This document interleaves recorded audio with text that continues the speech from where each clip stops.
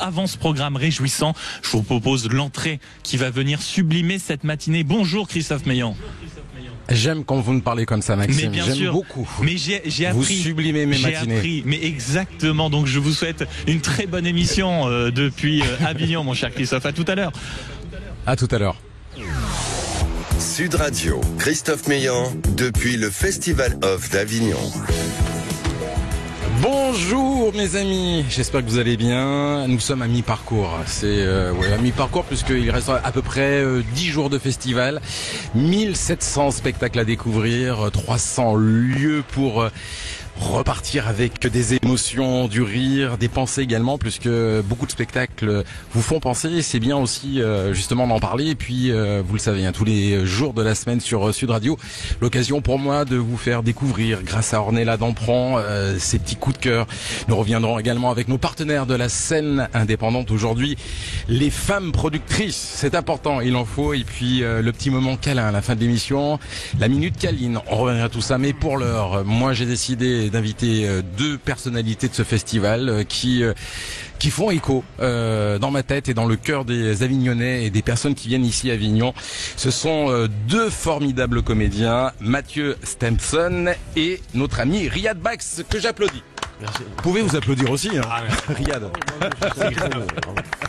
Alors, je parle de comédien, mais Mathieu, toi, tu es magicien mentaliste. Tout à fait, ouais. Magicien, illusionniste, mentaliste, de toute façon, tout ça veut dire un petit peu la même chose. Ouais. Mais exactement, je mélange un peu les styles et les genres. Ouais. Et c'est pas ton premier festival, c'est le deuxième. C'est le deuxième, il y a 2 ans, c'était mon premier en autoprod. Et puis là, je reviens, je vous avoue que je vis un autre Avignon cette année. Ouais, c'est-à-dire parce que tu fly moins. Je fly, voire pas. et puis voilà, il y a. Mais qu'est-ce qui se la raconte? Et tu as le droit, mais parce que aussi les personnes qui viennent à Avignon aussi ont eu l'occasion de te découvrir grâce à la finale d'Incroyable Talent il y a 2 ans, 2024. C'était la dernière. Oui, 2020, cette année quoi. Et ta vie a un petit peu changé quoi finalement. Complètement, vraiment, ça a vraiment tout changé. Souvent les gens me demandent si ça m'a ouvert des portes. J'ai l'habitude de répondre que ça m'a ouvert des portails. À ce point-là. Ouais, vraiment. Ouais, du jour au lendemain comme ça. Ouais. Et qu'est-ce qui t'a fait participer à Incroyable Talent? J'ai déjà participé à l'émission en 2017, demi-finale. Ça m'a permis ensuite de monter des projets, etc. Et puis tous les projets sont un peu tombés à l'eau avec le Covid, qu'on a tous vécu.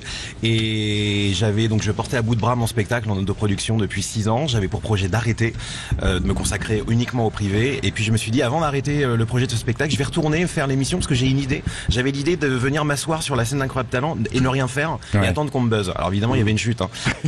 J'ai dit, je vais quand même aller faire ça pour voir si ça peut faire bouger un peu les choses. Jamais de la vie, je pensais faire ce parcours-là dans l'émission et encore moins la gagner. Donc c'est vrai que derrière, il y a eu tous les projets, tous ceux que je suis venu chercher, j'ai eu ça, mais en x10. Quoi. Ouais, c'était unanime, bien sûr, dans ton parcours d'Incroyable Talent, mais c'est unanime également quand les gens ressortent de ton spectacle. Et ce qu'il y a d'incroyable, c'est qu'il y a vraiment de tout. Il y a des familles, il y a des enfants, il y a des gens qui sont proches de la mort. Mais ce qui est sûr, c'est que tu donnes du baume au cœur aux personnes qui viennent te voir, et surtout, tu nous surprends. Moi, qui ai eu l'habitude de voir quand même pas mal de spectacles de magie, de mentalistes, je trouve que t'as cette façon à toi d'avoir cette adresse directe, un peu stand-up. Un peu naturel. En fait, j'essaie de rendre le surnaturel un peu naturel. Ouais. Je trouve qu'un tour de magie va être beaucoup plus impactant si le mec qui le présente ressemble à Monsieur Tout le Monde entre guillemets. Voilà, parce qu'il y a encore un contraste en fait entre ce qui se passe et voilà.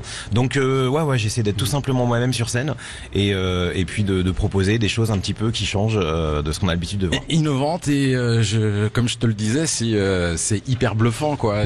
Qu'est-ce qui se passe dans ta tête quand tu décides de faire un tour? Riyad, tu connais un petit peu toi la magie, le mentalisme? Ouais, j'avais un petit peu, j'ai un petit peu ça de loin, mais ça m'a toujours passionné effectivement. Ouais. Pardon, je t'ai coupé. Mais qu'est-ce qui me, qu'est-ce qui t'anime Et comment tu construis tes tours? Alors je les construis, je m'inspire énormément moi du cinéma, des documentaires, de choses comme ça. Beaucoup de la musique. J'écris que en musique avec un casque. En fait, j'ai classé toutes les musiques que j'ai par émotion. Et donc quand j'ai besoin je me base là-dessus et c'est vraiment ça part comme ça. J'ai beaucoup d'idées aussi. J'ai remarqué, c'est marrant, j'ai beaucoup d'idées au volant et sous la douche. Autrement dit, quand j'ai pas mon téléphone dans les mains. D'accord. Ouais, c'est hyper dangereux. Donc tu conduis sous ta douche? Non. il y avait une virgule, elle s'est pas entendue au micro. Je l'ai pas entendu. Donc non après en fait après ouais les idées je pars en fait jamais du tour de magie. Je pars de ce que j'aimerais voir sur scène. Je fantasme et je me dis après techniquement comment est-ce que je peux arriver à ça. Et donc soit ça va être des techniques existantes, soit je vais m'inspirer de ça, soit je vais créer des techniques où je vais mélanger des trucs pour arriver à l'effet à peu près que j'avais en tête quoi. Est-ce que le jury d'Incroyable Talent est venu te voir sur scène? Pas encore, mais je sais qu'ils vont venir me voir à Paris. Oui, puisque tu vas jouer aussi à Paris. Exactement, ouais, au mois d'octobre, on sera au Palais des Glaces fin octobre et puis une date en novembre aussi. Et puis surtout ici à Avignon, là il reste quelques places, hein, mais il faut se dépêcher. C'est tous les jours à 21h30 au Paris. Alors on parlait d'Incroyable Talent qui est sur M6. Riyad, on te connaît aussi d'M6. Ça a été totalement par hasard que j'ai décroché ce rôle. En fait, moi j'étais en prison à la base, hein, j'étais gardien de prison. C'est ce que j'allais dire parce que c'est le spectacle, ça s'appelle Riyad Bach sort de l'ombre. Toi, t'es Marseillais. C'est ça. Tu es né en face d'une prison. C'est ça. Non, je suis né rue de la prison. À rue de la prison. Et après, tu as vécu. J'ai aménagé en face d'une prison après. C'était un signe en fait. Je pense que je devrais écouter plus souvent les signes. Ouais. C'est ce qui m'a conduit ici à parler avec vous. Donc c'est pas une mauvaise chose. Et qu'est-ce qui fait qu'à un moment donné, tu te dis la prison c'est vraiment pas ma place. D'être maintenant, c'est pas ce que je veux. Je pense que c'est la place de personne.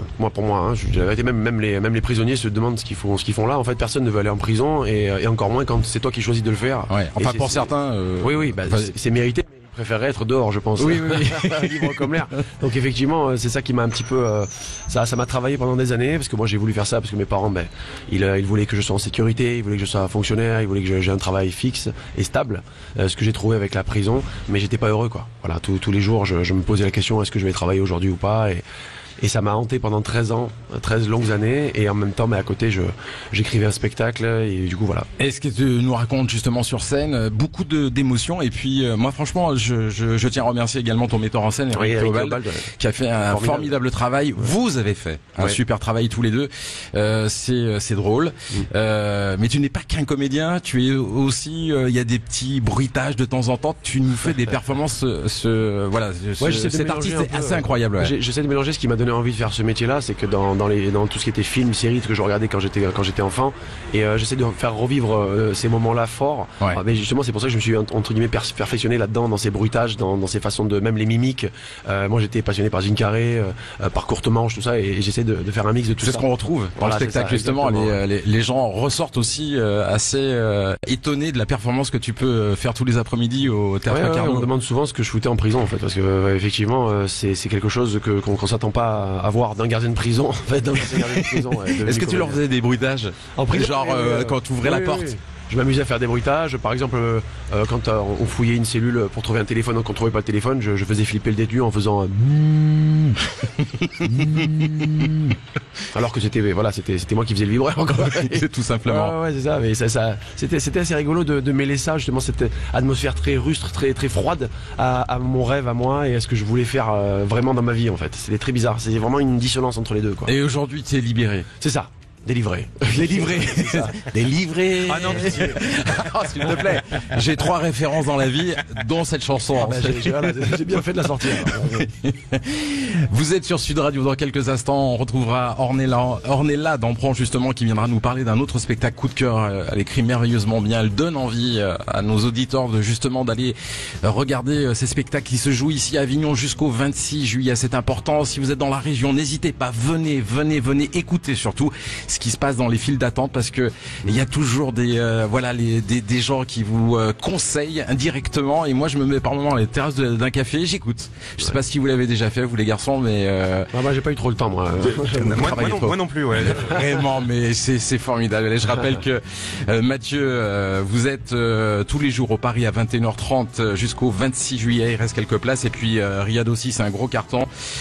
Sort de l'ombre au Théâtre Carnot, mise en scène Eric Théobald. C'est à 13h. À 13h, c'est ça, sauf les mercredis. Sauf les mercredis. On se retrouve dans quelques instants, vous ne bougez pas. Avec grand plaisir. À tout de suite.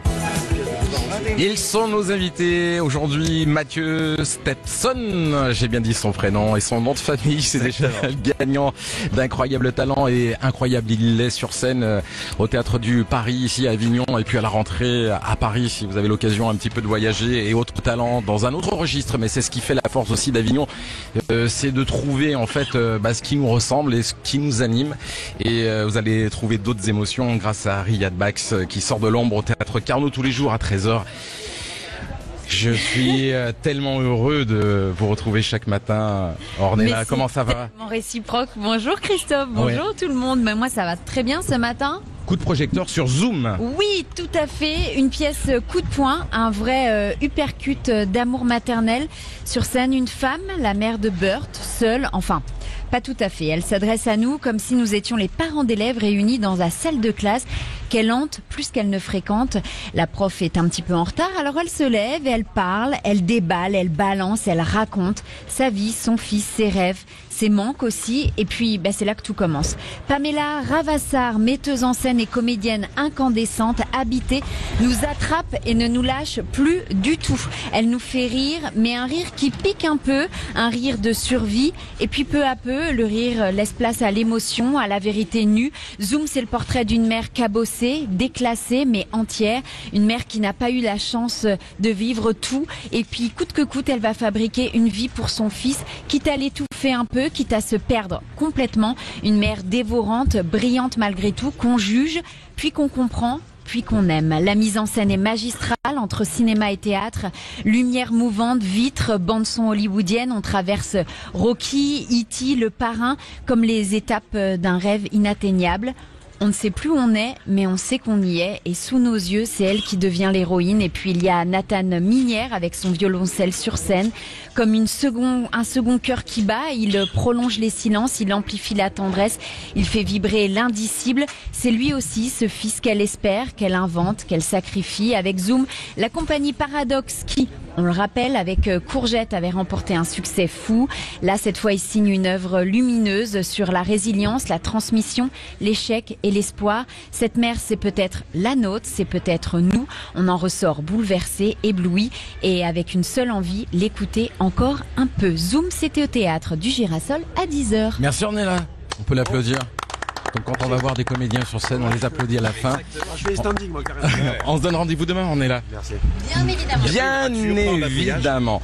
Ils sont nos invités, Mathieu Stepson et puis Riyad Bax pour deux formidables spectacles. On le disait, chacun peut y trouver son compte. D'ailleurs, c'est marrant parce que dans ce qu'elle a décrit, Ouais. c'est mon spectacle en fait. J'ai l'impression, c'est un truc de fou parce qu'on passe par Rocky, par Le Parrain, c'est du théâtre, du cinéma. Enfin, C'est un peu ça. J'ai vu le spectacle, mais toi t'es assez quand même, t'es un peu différent quand même. Oui, effectivement. Ouais, mais la mise en scène d'Eric aide beaucoup en fait à s'immerger dans cette histoire et justement ça donne beaucoup d'espoir sur la résilience. Tout ça, c'est une histoire de A à Z. On passe de mes 2 ans quand je suis tout bébé jusqu'à ce que j'arrive ici à Avignon en fait. Donc c'est vraiment un truc à voir comme un film en fait. C'est un film et on ressort grandi et positif justement. C'est ce que tu cherchais aussi dans ce spectacle, la possibilité de pas se sentir enfermé, surtout ne pas croire que c'est fini et que la vie s'arrête là. On peut toujours trouver la clé et s'en sortir en fait. C'est surtout ça que ça raconte. Et la clé, tu l'as trouvée toi? Mathieu. Oui, bien sûr, j'ai trouvé la clé. Voilà, je sais pas pourquoi on parlait de clé, ça me faisait penser à l'insigne d'Avignon où il y a 3 clés dessus. Donc, Ouais, Oui, c'est vrai. C'est une belle image. Donc voilà, il y a plusieurs clés même à trouver ici, je crois. Mais c'est marrant parce que je crois qu'on a la même passion pour le cinéma parce que mon spectacle aussi est un peu construit comme un film. Et donc voilà, je pense qu'on se C'est la rejoint sur génération, beaucoup de choses. Ouais, je pense que moi je vais aller le voir parce que Je vais venir te voir aussi, je pense. on va s'auto-kiffer, je crois. Et on va inciter justement nos auditeurs de Sud Radio à venir vous voir ici à Avignon. Il faut se dépêcher parce que c'est la dernière ligne droite, ça passe très vite. C'est ça. On l'oublie Après, souvent. on part en tournée. Enfin, moi, pour ma part, en tout cas, je pars dans toute la France. Donc, si jamais ça les intéresse, ils pourront toujours me suivre sur les sites comme Billets Réduits, tout ça, pour voir où ça en est. Et effectivement, là, il y a un concentré de talent, il y a un concentré de gens qui sont là pour faire rêver les gens. Et je pense que c'est bête de passer à côté, en fait. Exactement. Est-ce que vous êtes prêts à jouer, les amis? Allons-y. Exactement. Allons-y. Vous aussi sur Sud Radio, vous avez le droit de jouer. On va se faire un petit quiz rapide sur les vrais faux, les activités, les destinations préférées des Français pendant l'été. Voilà, on va apprendre tout en s'amusant et vous allez voir on va savoir qui est le plus rapide des deux. Okay. Allez, première question. Le camping est la deuxième activité d'hébergement préférée des Français juste après l'hôtel. À votre avis, est-ce que c'est vrai ou est-ce que c'est faux? Moi, je dirais vrai. Ouais, c'est vrai, c'est vrai. Vous êtes déjà parti au camping? Ben moi j'ai joué mon spectacle dans les Mais campings non. il y a 3 ans. C'est génial Il y a ça, 3 où ça? On peut dire la marque, c'était une chaîne de camping en fait. Ouais. Et donc j'ai fait une vingtaine de dates sur un été. C'était très C'est vrai que j'ai pas mal d'amis comédiens qui partent comme ça aussi dans des résidences et qui font leur spectacle, et c'est très formateur. C'est hyper formateur. Ouais, c'est clairement formateur. Et c'est vrai que quand tu sors de ça, tu dis si j'ai joué là, je peux jouer partout. Moi, j'y ai pas joué. Moi, j'ai juste été là-bas quand j'étais petit. Et puis voilà, j'ai bien kiffé l'ambiance en tout cas. La randonnée est l'activité la plus pratiquée par les touristes en France. Vrai ou faux? Je dirais faux. Et c'est faux, plus que c'est vrai. Bien joué. Plus de 20 millions de pratiquants en France. Bon, la randonnée, on connaît ici à Avignon. Hein. Moi, j'ai regardé un petit peu. Je sais pas si vous êtes je fais à peu près 13-14 km par jour. Mais c'est les touristes, c'est ça? Les touristes? La randonnée, l'activité la plus pratiquée par les touristes en France. Oui, absolument. Ils font notre part apparemment. Ouais, c'est ça. Parce que c'est pas mon truc. Est-ce que la pastèque est le fruit le plus consommé de l'été? Vrai ou faux? Dit vrai, hein. La pastèque. Moi je vais dire faux, c'est plutôt le melon. Riyad. Putain. Moi je donne ma langue à chat. À la pastèque. À la pastèque. Au melon. C'est faux. Bonne réponse. C'est quoi? Le melon. Ah ben voilà. Non mais il est déjà Bien, dans l'émission. non, mais Moi, Mathieu. si tu me parles de randonnée, j'y connais rien. Si tu me parles de bouffe, y a pas de problème. Non mais T'aimes bien dans manger? l'émission. Mathieu. Ah oui, ça c'est ma deuxième passion après la magie, ouais. Et tu cuisines aussi? Mais je viens de la restauration à la base. Mais non. Vous savez ce que c'est mon métier de base? Non, mais je vais le savoir maintenant. C'est crépier. Crépier, tu Pas cuisinier, crépier. J'ai été crépier pendant 6 ans. C'est magnifique. Et après, je me suis lancé dans le spectacle. faisais toutes les crêpes. Ouais, j'étais crépier dans une crêperie, quoi. Vendredi ici sur Sud Radio, mes amis. Tom, t'es prêt à faire des crêpes en direct? Alors ouais, bon, je vous envoie une fiche technique. Il faut un peu de matos quand même. Alors moi je suis en train de tomber amoureux de lui en fait un petit peu, parce que j'étais aussi cuisinier moi en fait. Je suis là pour créer des idylles en fait, c'est pour ça. J'étais comptable, ensuite cuisinier et j'étais pizzaïole en fait. Donc si jamais vous voulez faire des pizzas vendredi, je serai là. Voilà. Donc pizza, crêpes. Faire Fanny à la pétanque signifie perdre la partie 13-0. Et cette expression vient d'une serveuse de bar dans les années 1800. Riyad, tu es Marseillais, tu dois connaître ça. Et moi je connaissais l'expression Fanny sous le baby, sur le foot, quand on perdait avec un score trop élevé, mais je connaissais pas la pétanque. Mais moi je dirais vrai, mais je sais pas si c'est 13. Et, si, parce que c'est une partie, c'est en 13, mais moi je dirais qu'il y a beaucoup trop de détails dans l'énoncé pour que ce soit faux et que ce soit inventé. Donc alors c'est peut-être de la magie aussi. C'est peut-être de la magie, peut-être que je me suis inspiré de toi, Mathieu. Et c'est vrai. L'expression viendrait, bien évidemment, c'est au conditionnel d'une certaine Fanny, serveuse dans un café à Lyon au 19e siècle. Et quand un joueur perdait, en fait, elle lui disait, viens m'embrasser mon postérieur. Ah, voilà. Okay. Et aujourd'hui, quand tu joues à la pétanque et que tu perds 13-0, on embrasse le postérieur de personne. De personne, ou alors il faut trouver une dame aimante. On crie dans la rue, Fanny. Ce qui peut arriver. Okay. Allez, dernière question. Le duo s'est formé sur WeFM dans les années 90 avant de cartonner avec la grosse émission sur Comédie Plus. On parle de Cad et Olivier. À votre avis, est-ce que c'est vrai? Est-ce que c'est faux? Le duo Cad et Olivier s'est formé sur WeFM dans les années 90. Est-ce que c'est vrai? Est-ce que c'est faux? Je dirais oui. Mais grosse émission, je connais, mais complètement au pif, quoi. Ouais, moi pareil, oui, pif.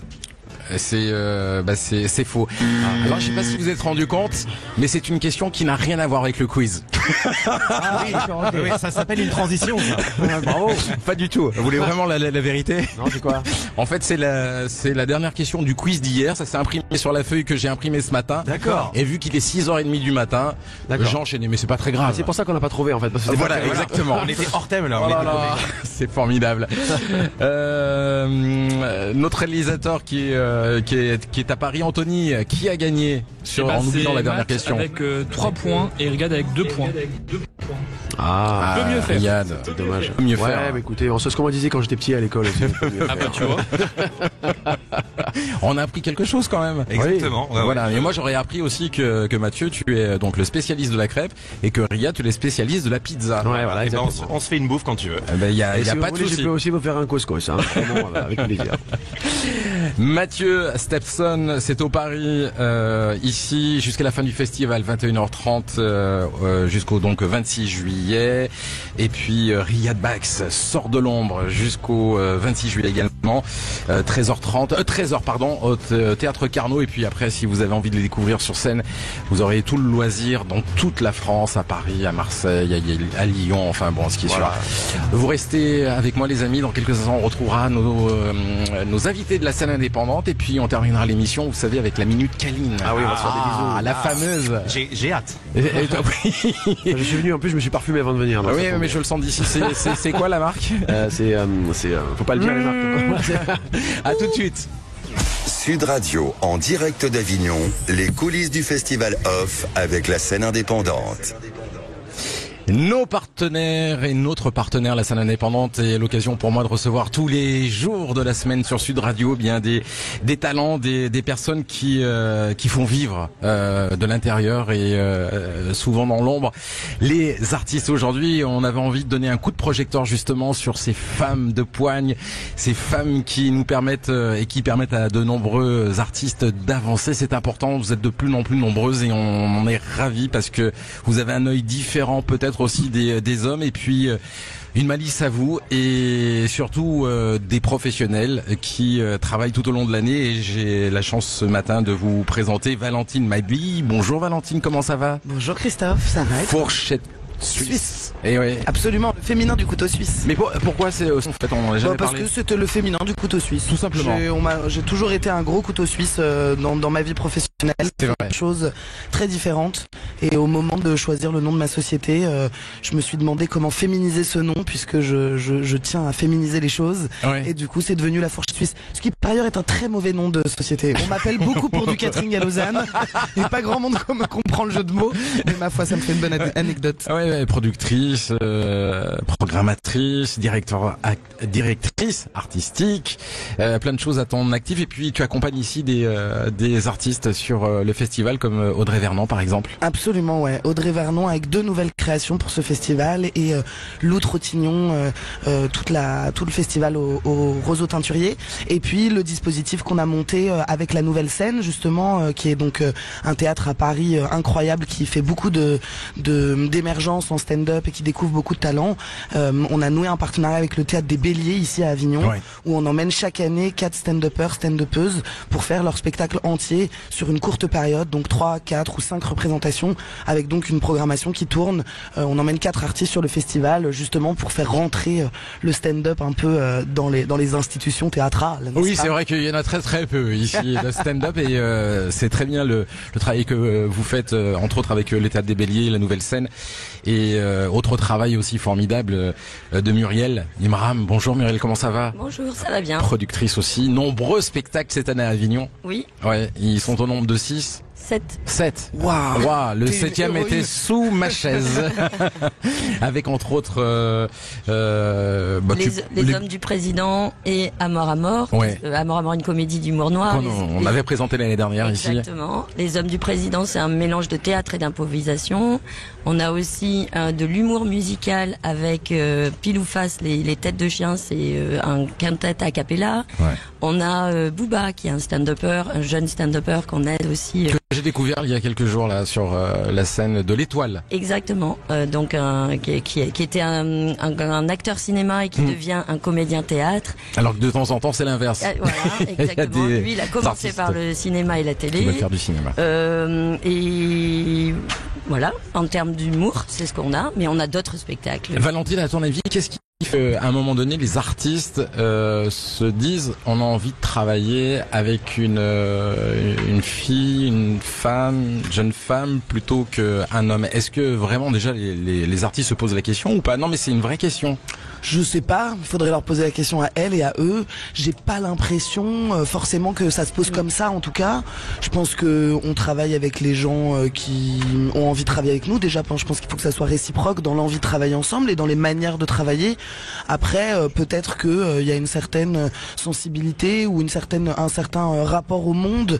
Moi, je sais que je travaille beaucoup avec des humoristes qui sont militants, militantes, qui ont des voix à faire porter. Oui, donc il y a une couleur quand même. même. Il y a une couleur. Après, est-ce qu'elle dépend du genre? Je pense pas, honnêtement.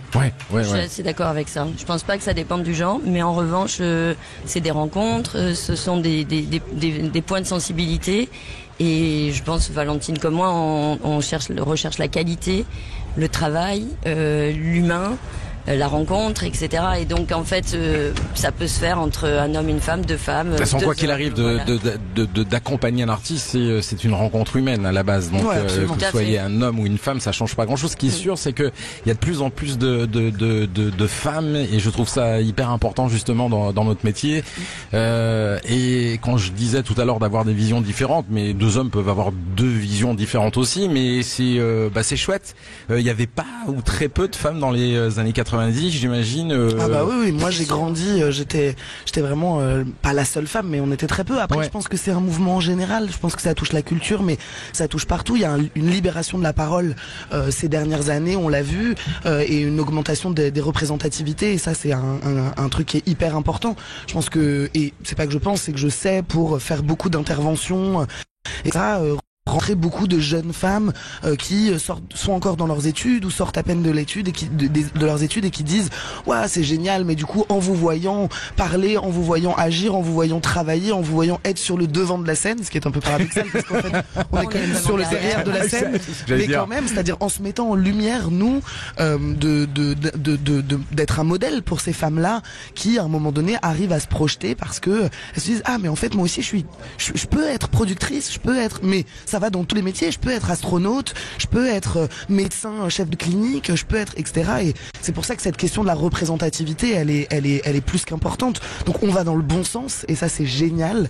On a de plus en plus de femmes autour de nous à des postes de pouvoir, à des postes à haute responsabilité, et c'est merveilleux, c'est pour ça qu'il faut continuer. Et c'est tant mieux. Et oui, moi j'ai commencé il y a plus de 20 ans, 23 ans, 24 ans, et en fait je voyais beaucoup de femmes dans la culture, mais je voyais très peu de femmes dans la production. Ouais. Je pense qu'autour de moi j'étais la seule en fait, dans l'humour, dans la production de spectacles. C'est vrai. Et là c'est vraiment différent au niveau de la production. Eh bien, merci d'avancer. On va simplement rappeler quand même, Valentine, tes spectacles qui sont à Avignon, donc Audrey Vernon. Ouais, Audrey Vernon à 15h10 au Théâtre du Balcon, avec un seul en scène autour des écrits de Hannah Arendt qui s'appelle Comment traverser les sombres temps, et aussi à 21h, parce que pourquoi ne pas faire deux mêmes spectacles dans la journée, à 21h, Comment épouser un milliardaire 2, qui est la suite de son opus d'il y a 15 ans. Il faut absolument aller la voir sur scène. Je suis contente que tu dises ça. Ah non mais moi c'est un chouchou. Et Lou Trottignon au Roseau Teinturier à 20h30 tous les jours dans son spectacle Mérou. Muriel. Nous les hommes du président à 12h50 au Théâtre de la Nouvelle Étincelle. Ensuite à mort à 19h40 au Théâtre de la Nouvelle Étincelle aussi. Pareil, avec deux spectacles avec les mêmes comédiens, plus deux pour à mort. Et Booba, 9 mois, au Théâtre des Étoiles à 21h30. Merci mille fois pour tout le travail que vous faites dans l'ombre, c'est important, je suis bien placé pour le savoir, donc continuez à nous faire rêver, et encore plus ici à Avignon avec vos spectacles. Je vous applaudis. Merci Christophe. Merci à vous. Oui, applaudissons-nous, ça fait du bien. Salut. Ne bougez pas, dans quelques instants, nos invités Mathieu Stepson et Riyad Bex, à tout de suite. Sud Radio, Christophe Meillan, depuis le Festival of d'Avignon.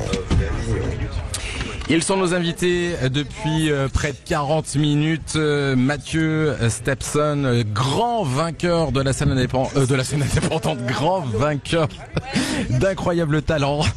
Il aurait pu être aussi le vainqueur de la scène indépendante, hein, mais pourquoi pas. Et comme on le disait, incroyable talent qui a un petit peu changé ta vie, mais je reste persuadé que de toute façon, tu peux gagner un concours, quel qu'il soit, si derrière t'as pas le talent, si t'as pas le travail, si t'as pas le bon spectacle à montrer, ça s'effondre en quelques semaines. Et toi, t'as tout. T'as un spectacle bluffant, captivant. En fait. T'étais prêt, voilà. C'était l'avantage, c'est que j'étais prêt, il y avait plus qu'à, et donc dès qu'il y a eu ce coup de projecteur et cette vitrine, j'ai tout de suite trouvé une super équipe autour de moi, et puis on a enclenché tout de suite, ce qu'il fallait faire pour que ça continue. Et quelle est la plus belle chose qu'un spectateur à la fin justement de ton show t'ait dit? Alors moi, il y a quelque chose que j'aime beaucoup, c'est que j'ai beaucoup de personnes à la fin du show qui viennent me voir pour me dire alors je suis pas très client de la magie d'habitude, c'est vraiment pas mon truc, je suis venu parce que j'ai accompagné ma femme ou j'ai accompagné un ami et là du coup j'ai été pris voilà, et donc ça c'est pour moi c'est le plus beau des compliments parce que c'est ce que j'essaie de faire, c'est d'amener la magie autrement et donc je suis ravi en fait de conquérir un nouveau public finalement. Bah, je sais que les personnes qui étaient dans la salle hier, tu les as toutes bluffées hein. Et moi le premier, on était conquis, sourire aux lèvres, pourtant il était 22h30, on avait enchaîné 800 spectacles dans la journée, mais t'as réussi à nous tenir debout et ça c'est essentiel parce que justement quand vous voyez un spectacle comme ça dans ces conditions, tout va bien, il y a la clim, tout est beau, mais voilà, je tenais à te remercier également pour toi Ria de ce spectacle qui m'a embarqué, tu m'as happé comme tu le fais tous les jours sur la scène du théâtre Carnot. Ouais, les personnages ils sont pour beaucoup parce qu'effectivement comme ce n'est plus moi et que je peux passer d'une voix beaucoup plus grave. Par exemple, les gens on se dit mais qu'est-ce qui se passe en fait, pourquoi ce mec-là il fait cette voix-là et effectivement ce n'est plus comme c'est plus moi sur scène, ils oublient que je suis Riyad Bax et ils rentrent plus facilement dans l'histoire et le plus beau compliment qu'on m'ait fait moi à la sortie, c'est de me dire qu'ils avaient eu l'impression de regarder un bon film. Ouais. Les films où on aime tous les passages, les films qu'on aime se revoir. Et la seule différence c'est que à la fin du film on peut aller te rencontrer. Exactement. Et ça voilà. C'est beaucoup. Voilà, je fais des c'est génial. Je suis vraiment très gentil avec les gens. Est-ce que ton metteur en scène Eric Théobald a été méchant avec toi? Oui, il a été un peu méchant. Oui, mais bon, il est dans la bienveillance. Vraiment. Mais il est juste. Il est très juste. Et il est très juste aussi dans le jeu. J'apprends beaucoup à ses côtés. Vraiment, c'est quelqu'un qui oh merde. Il est beau surtout. Voilà, il est venu, voilà, il était obligé d'intervenir. Ouais, c'est normal, c'est les metteurs en scène. Il fallait qu'il dise qu'il était beau parce que comme c'est de la radio, les gens le voient pas forcément. Donc voilà. Donc maintenant vous savez qu'il est beau. Et justement, c'est comme je le disais à toutes les personnes qui viennent de nous rejoindre à l'instant sur l'antenne de Sud Radio, c'est un message d'espoir que tu nous donnes dans ce spectacle. C'est de la résilience. C'est, vous savez, comme je le dis, on est tous enfermés dans une vie, dans une relation, dans une façon de penser, dans une habitude, même dans une façon d'être en fait, vraiment ancrée. Et avec ce spectacle-là, j'essaie de donner la clé à des gens pour justement ne pas se laisser enfermer dans leur propre vie. Eh bien voilà les amis, c'était un délice de vous avoir avec moi ici sur l'antenne de Sud Radio, mais c'est le moment de la Minute Câline. Sud Radio, en direct du Festival Off d'Avignon, la Minute Câline. Puisque ce festival est dans la bienveillance, dans l'écoute, dans le partage, qu'est-ce que vous auriez envie de nous conseiller, un spectacle qui vous a marqué, un ami que vous avez envie de défendre, qu'on a envie d'aller voir? Mathieu, ce serait lequel? Il faut vraiment choisir qu'un. On peut pas en dire deux. Allez, t'as le droit deux. Parce que j'ai envie forcément de parler de mon ami magicien Clément Blouin qui commence aujourd'hui. Qui était dans la salle hier. Qui était dans la salle, voilà, qui est un ami que on est potes depuis très longtemps et je suis le premier fan de sa magie. Vous allez passer un moment de dingue entre magie. Vous allez surtout vous fendre la poire. Il est très très drôle ce mec. Voilà. Et puis j'aimerais aussi faire un petit coucou à Pablo Caillot qui joue à 21h05 au Théâtre de l'Observance. Voilà, qui est un personnage vraiment à découvrir, ultra touchant. C'est le genre de mec qu'on voit et qu'on adore tout de suite. Et c'est ce que je me suis dit en sortant du spectacle, c'est pour ça que je l'ai invité. J'ai dit ce mec-là, il a tout ce qu'il faut là où il faut et je pense qu'il ira aussi très très loin. Riyad. Alors moi j'ai pas eu le temps de voir beaucoup de spectacles parce que vraiment j'en enchaîne 2 dans la journée, mais j'ai pu aller voir et d'ailleurs c'est dommage ils ont arrêté le 14. C'était les vice versa dans leur spectacle Imagine et c'était vraiment fabuleux. Il y avait de l'imitation, il y avait des bruitages, il y avait de la magie et effectivement je recommanderais aux gens d'aller les voir à Paris ou en tournée. Voilà, s'ils ont l'occasion de le faire. Qu'est-ce qu'on peut vous souhaiter pour la suite? Mathieu, moi je te sens heureux de toute façon. Que ça continue comme ça. Ouais. De ne pas retourner en prison. C'est important, ça c'est le message que tu voulais dire. C'était c'était aujourd'hui encore une nouvelle fois un triomphe pour nos artistes qu'on a reçus sur l'antenne de Sud Radio. Je vais vous donner rendez-vous demain. Je tiens à remercier toutes les équipes de Sud Radio, Anto à la réalisation, Mathéo et Tigrane, j'allais dire, et Titouan. Pourquoi j'allais dire Tigrane moi? Voilà, parce que je suis allé le voir, donc que j'ai adoré, voilà. Okay. Et Titouan. Et demain, d'autres invités, d'autres sphères, puisqu'on aura Virginie Lemoine pour un spectacle que j'ai adoré, le manuel de la jeune mariée, incroyable. Elle nous donne des anecdotes sur le mariage dans les années 50 où les femmes avaient un manuel pour être une bonne épouse, c'est incroyable. Et puis on aura les Chevaliers du Fiel qui jouent aussi bien sûr, dans Paris. Le même théâtre. Exactement. Je vous souhaite une belle journée. Je vous donne rendez-vous demain dans quelques minutes. C'est Maxime. Merci beaucoup mon cher Christophe. Attention, parfois on vous entend dans votre micro, parfois donc Avignon a des vertus sympathiques, mais attention. Merci beaucoup mon cher Christophe pour cette émission. Sud Radio, votre attention est notre plus belle récompense.